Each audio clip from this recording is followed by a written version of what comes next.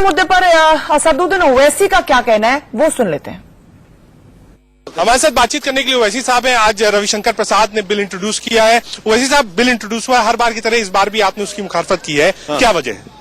नहीं, इसलिए मुखालिफत की है कि ये संविधान के खिलाफ है, फंडामेंटल राइट्स के खिलाफ है, आर्टिकल 14 और 15 के खिलाफ है, मुस्लिम महिलाओं के खिलाफ है।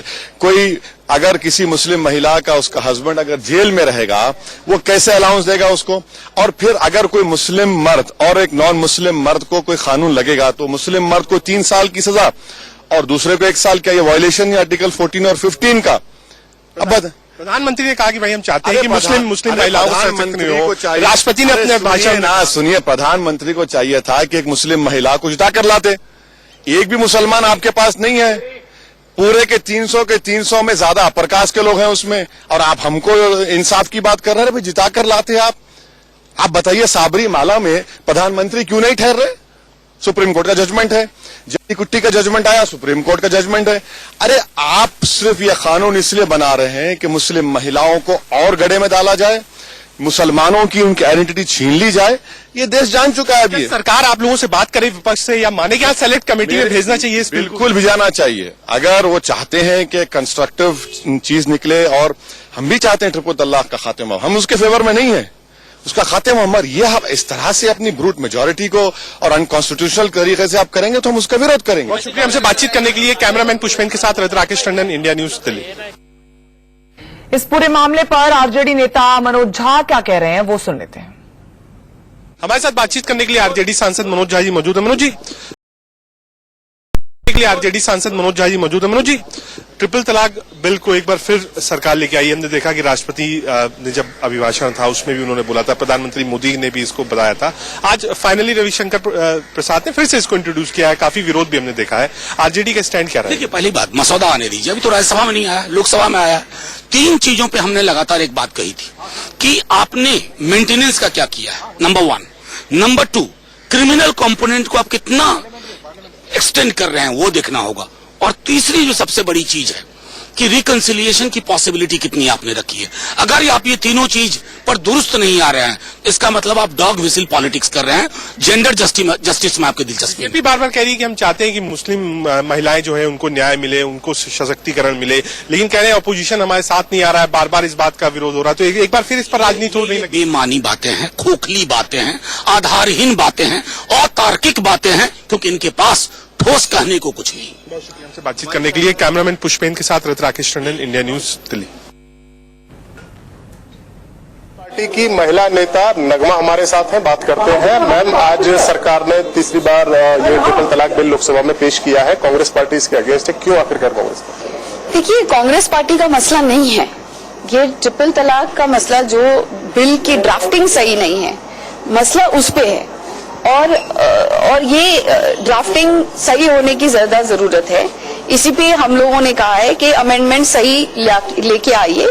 और ये कांग्रेस की बात नहीं है, पूरी ऑपोजिशन साथ में है इसके, और ये कह रही है कि इस अमेंडमेंट्स को सही करो, ये बिल की ड्राफ्टिंग को सही करो और फिर आप पास करो। कौन कौन से प्रोविजन है मैम जिस पर आपको ऑब्जेक्शन है, आपको खराब गलत लग रहा है? देखिए, जो चीजें हैं, जो हमने कहा कि जो सिविल मैटर है उसे क्रिमिनलाइज नहीं करना चाहिए, क्योंकि क्रिमिनलाइज करने से एक धब्बा लग जाता है। कई ऐसे कौन हस्बैंड और वाइफ है जिसमें झगड़े नहीं होते? कई बार झगड़े होने के बाद भी वाइफ अपने हस्बैंड से सुलह करना चाहती है, वापस आना चाहती है। क्या वो वापस ऐसे आ सकती है? अगर उसके हस्बैंड को जेल हो गई और उसको क्रिमिनल साबित किया गया, तो क्या उसके बच्चों को स्कूल में ताने नहीं मारे जाएंगे कि तुम्हारा बाप क्रिमिनल है? और क्या उस औरत को नहीं कहा जाएगा कि तुम्हारा हस्बैंड, और क्या उसके इन-लॉज उसके हस्बैंड के साथ उसको वापस आने देंगे? या फिर उस औरत को इतना सक्षम क्या आप कर रहे हैं कि वो अपनी लड़ाई कोर्ट में लड़ सके, या अपनी रोजमर्रा की जिंदगी जीने के लिए, अपने बच्चों को बड़ा करने के लिए, तालीम देने के लिए क्या उसके पास इतने पैसे हैं? क्या वो वर्किंग लेडी है? क्या ये सारी चीजों का ध्यान नहीं रखना चाहिए? क्या ये सारी पहलू पे ध्यान नहीं देना चाहिए? ये जरूरी है। क्या गवर्नमेंट उनको कोई फंड उनके लिए इस चीज के लिए दे रहा है कि वो अपनी लड़ाई लड़ सके? क्या स्टेट गवर्नमेंट दे रहा है या सेंट्रल गवर्नमेंट दे रहा है? तो ये सारी चीजें को अश्योरिटी करने का बहुत ज्यादा श्योरिटी करने की जरूरत है। तब जाके इस बिल को पास करना है। नगमा कांग्रेस नेता जिनका कहना था कि ट्रिपल तलाक का जो बिल सरकार के द्वारा पेश किया गया उसमें कुछ मसले ऐसे हैं जिनमें अमेंडमेंट्स की जरूरत है। कैमरामैन अविनाश के साथ Sumit Kumar Dubey, India news, Delhi. Triple तलाक बिल के मसले पर बात करने के लिए हमारे साथ हैं मुस्लिम पर्सनल लॉ बोर्ड के सदस्य कमाल फारूकी जी। उनसे बात करते हैं और जानते हैं कि इस बिल पर उनकी क्या राय है। सर, आज जो बिल हम ये समझते हैं कि ये पूरा बिल जो है ये ऑनरेबल प्राइम मिनिस्टर ने जो अपने एमपीज को 25-26 मई को जो कहा था उस स्पिरिट के खिलाफ है, जिसमें उन्होंने कहा था सबका विश्वास हमको जीतना है, सबका साथ, सबका विकास और सबका विश्वास।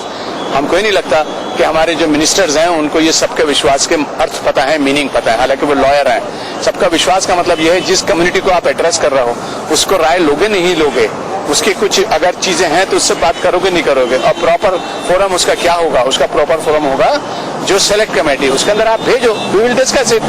हो सकता है मौसे कि आपकी बात हमारी समझ में आ जाए, हो सकता है आपको हमारी कुछ बात समझ में आ जाए और एक रास्ता निकले, क्योंकि हम भी अपनी औरतों के ताल्लुक से आपसे बहुत ज्यादा दुखी हैं जहां जहां तकलीफ हो रही है। हम अपनी औरतों का, बहनों का, अपनी माओं का ख्याल रखना चाहते हैं, हम आपसे उसमें मदद चाहते हैं। ऐसा मत कीजिए कि वो पूरा खानदान का खानदान बिखर जाए। ये जो बिल जो इस वक्त का जो बिल है ये बेसिकली पूरे खानदान को तबाह कर देगा, उस यूनिट को तबाह कर देगा जिस यूनिट की आप बेहतरी की बात कर रहे हैं। तो क्या ये आपको लगता है कि आप ये कहना चाह रहे हैं कि राजनीतिक फायदे के लिए इस बिल को लाया गया है? हमें लगता है कि अभी तक भी हमारे लॉ मिनिस्टर साहब जो है ना इलेक्शन मोड से बाहर निकल के नहीं आए हैं। आखिरी सवाल सर, क्या अगर ये बिल पास होने के बाद क्या इसको सुप्रीम कोर्ट में भी चुनौती देने की कोशिश करेंगे? हमारे पास ऑप्शन खुले रहेंगे, हमारे पास ऑप्शन खुले रहेंगे, देखेंगे क्या करेंगे उसको। बहुत बहुत शुक्रिया, थैंक यू वेरी मच। तो कमाल फारूकी जी का कहना था कि उनके ऑप्शंस खुले हैं, अगर संसद में ये बिल पास हो जाता है तो उसको कोर्ट में भी चुनौती दी जा सकती है। कैमरामैन अविनाश के साथ सुमित कुमार दुबे, इंडिया न्यूज, दिल्ली। ये सारी बातें देश के नौजवानों, बेरोजगारों और मरने वाले बच्चों की तरफ से तवज्जो हटाने के तरीके हैं। बजाय इसके कि बिहार में कितने बच्चे मरे, गोरखपुर में कितने मरे, बेरोजगार कितने हैं, कितने इंजीनियरिंग कॉलेजेस बंद हो गए, यूनिवर्सिटीज बंद होने जा रही हैं, ये बड़े सवालात हैं। इन सवालों को उठाने से यही साबित होता है कि सरकार बुनियादी सवालों से भाग रही है।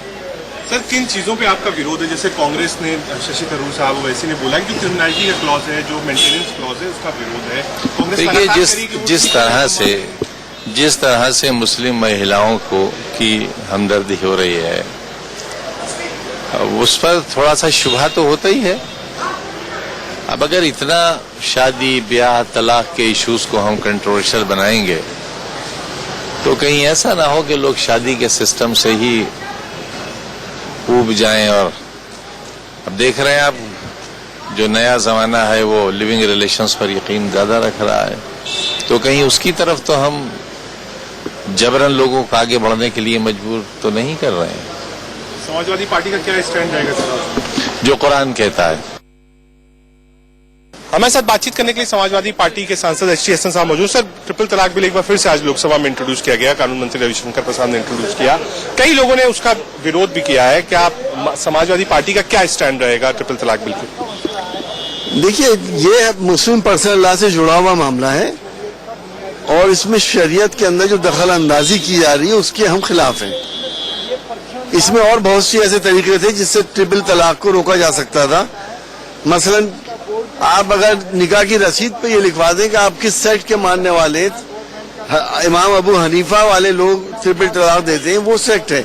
अगर और सारे सेक्ट इसको नहीं करते, वो एक महीने की गैप से देते हैं, तो ट्रिपल तलाक अपने आप ही ऑटोमेटिकली खत्म हो जाएगा। जब लिखा होगा तो आदमी शादी नहीं करे, लड़की शादी नहीं करे, निकाह नहीं करे। लेकिन ये एक इस्लाम को, शरीयत को डिफेम करने के एक तरीके से ये इस तरह से प्रोपेगेंडा किया जा रहा है कि ट्रिपल तलाक जो है वो बैन हो जाए। और मैं ये कहता हूँ कि बीजेपी कह रही है कि हम सशक्तिकरण चाहते हैं मुस्लिम महिलाओं का, उनको समान अधिकार चाहते हैं, इसलिए इस प्रथा को हम खत्म करना चाह रहे हैं। नहीं, ये प्रथा तो मैंने जैसे बताया वैसे भी खत्म हो सकती है कि निकाह की रसीद पे लिखा हो, अगर मर्जी है शादी करना है नहीं करना है। दूसरे सशक्तिकरण अगर उन्हें करना है तो सारे ही कम्युनिटी की महिलाओं का करें। सबरीमाला में क्यों नहीं देखते क्या हो रहा है? समाजवादी पार्टी इसका विरोध करेगी लोकसभा? मैं पर्सनली तो इसका विरोध कर ही रहा हूँ और समाजवादी पार्टी भी इसके लिए इसका विरोध कर रही है।